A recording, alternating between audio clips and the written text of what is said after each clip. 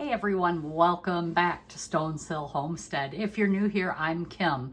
And today I am getting ready for the flu season, the cold season, the winter season, and we are making fire cider. I have never done this before, so I did an internet search. And I am using, it's a recipe by Amy Roberts, and I will definitely link that down in the description. But I wanted you to take a look at all these things here and see what it will do for us. It's named fire cider, and it's a tonic, and it's loaded with all these citrus fruits, the jalapenos, onion, herbs, ginger, horseradish, garlic, and some spices. And by doing this, oh, and also honey. Don't want to forget the honey. And apple cider vinegar. Now I have made some apple scrap vinegar, which is right here. It has that mother in. I'm going to drain that out, and we're going to use that in addition to my normal apple cider vinegar, which is Bragg's. I'm going to add that as well. But I wanted you to know about it first. It takes about a month to make your fire cider. It is a long process, but it'll bring you some great benefits, some health benefits. So the first thing we're going to do is we are going to start with certain ingredients, and I'm just going to add it to this gallon jar back here, and we're going to start with that first. And let's see if I can raise this up just a little bit more. There you go. Let's see if we can get everything into the picture. So this garlic, I first need to chop up. And I'm just gonna make some rough slices here. I'm just gonna chop this up right here, and I'm just gonna throw that into the gallon jar and just get that all broke up. It says 1 bulb of garlic, and these are cloves that didn't make it to my garden because I ran out of room. And so I am just gonna roughly chop these up and throw these into the bottom of the jar. And some of them, as you can see, were pretty good sized. I had a great harvest of garlic this year. I had enough to plant 200 cloves, and I have enough garlic left for me and my family to eat over the winter, so we don't have to buy garlic, so we're very pleased with that. How many of you have ever made fire cider? Like I said, this is my first time. What are the benefits? What recipes have you used?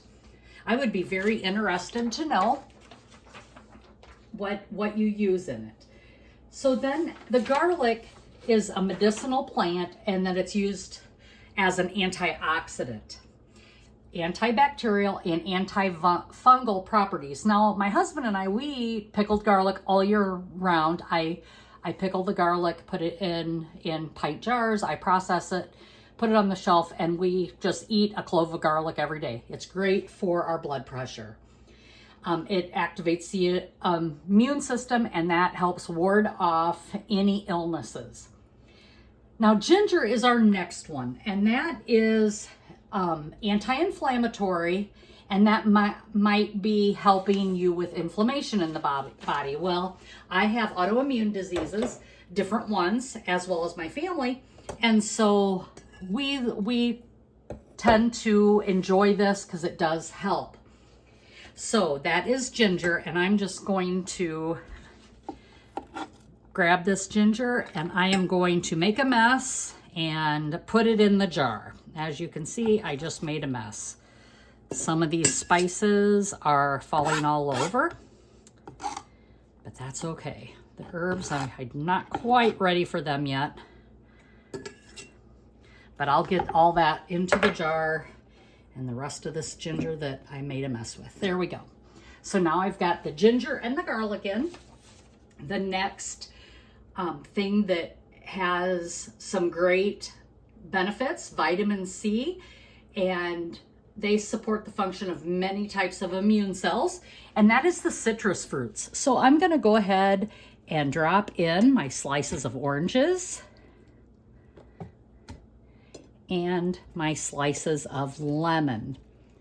Now, these are organic, both of them that I purchased. We don't grow those, so everything else here so far I've gotten out of my garden. The next thing that also helps is your hot peppers, your spicy peppers, your cayenne, and they help alleviate pain. It offers antioxidants and antimicrobial properties. So that is another thing that we want to add. Oh, and onion we want to add, and that's antioxidant and immunosuppressing, I'm guessing that's what that is. Immunomodulatory. It's creating homeostasis in the immune system, and that is what Amy Roberts put on her thing, on her recipe. And like I said, I will link it in the description below. So I need to add the onion and the hot peppers. So we're gonna step back here and we're gonna get these jalapeno peppers in here, the onion. Whoops. Sorry, did not mean to knock the camera. I'm gonna pull this forward and see if you can't see that. There we go. And we're gonna drop the rest of these items in there. There we go. I'm gonna rinse my fingers off since I did touch those hot peppers with my bare hands. Then we want some herbs. It said to rough them up a little bit, which I did, and that's thyme, oregano, and I believe I even have some Italian parsley in there. And that just is what I grabbed.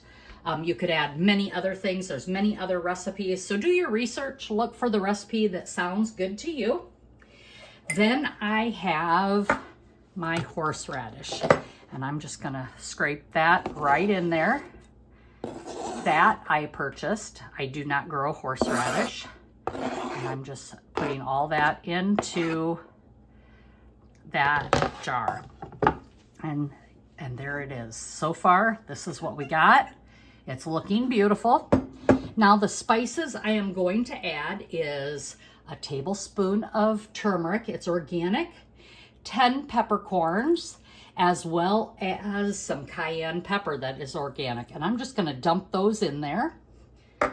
And that is everything. So we've got onion, garlic, jalapeno peppers, lemon, orange, fresh herbs. You wanna bruise them or chop them up roughly. Like thyme, rosemary, and oregano all work well. I do have rosemary in there as well. Then we have the ginger root. Now it said to grate it, but I was having trouble grating it. It was getting mushy. So I just roughly chopped mine as well. Horseradish root, which is grated. I have turmeric, black peppercorns. Mine were a mixture of peppercorns, cayenne pepper, and now we need to add apple cider vinegar and a 1/4 cup of raw local honey. And I have that. So I am going to go ahead and pour in my honey, and I'm just gonna pour that in there. And I'm also going to scrape that out because I want to make sure I got enough honey in there. I don't want to waste anything that's left in this dish. Get all that honey in there. And it started to crystallize, so I'm glad I'm using it up. That was the end of that container. And it just said 1/4 cup. Now I need to strain out my apple cider vinegar here. So I'm just going to set this above here, and I am going to pour in my apple scrap vinegar because I don't want this to go to waste. So I'm just gonna pour that over this, and you're gonna see that mother drop in there.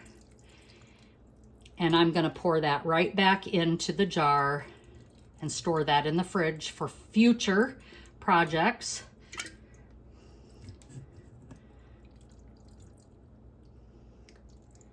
And using your apple scraps are really a great way to make your own apple cider or apple scrap vinegar. And it's okay to use that. It just makes a milder flavor from what I understand. Again, I have not ever made this, so this is all new to me. So we're learning together today, and I am pretty excited about this. Now I'm going to add the rest. I'm going to top everything off with my Bragg's. And I'm just going to pour that in there. And it says to pour your apple cider vinegar over that to make sure everything is covered well. And that should be it. I'm gonna shake up. I gotta open up another bottle of Bragg's here.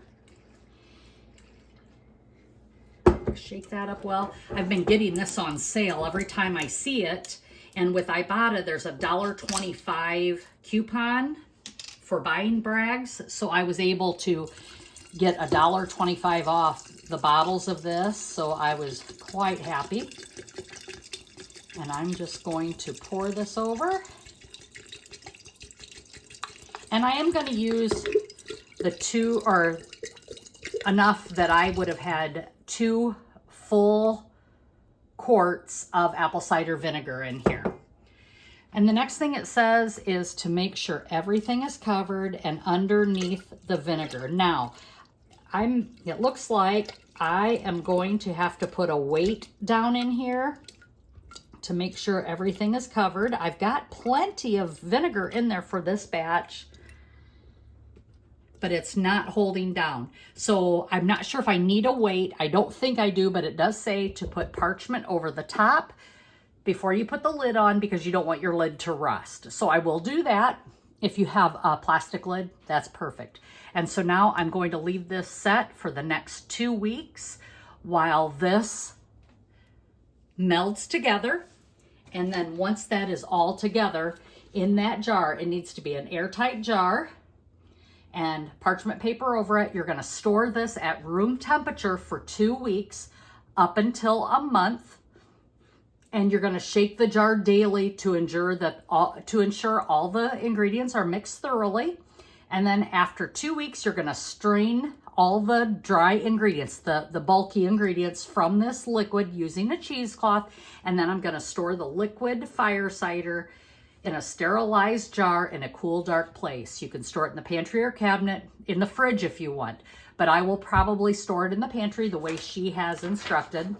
And it looks really yummy. It sounds like it has some great benefits. So again, leave your comments down in the description. I'd really like to know if you've ever used this treatment or this tonic. And I look forward to hearing from each and every one of you. So we are in fall, and as always, be blessed and laugh as much as you breathe. Have a great day, everyone.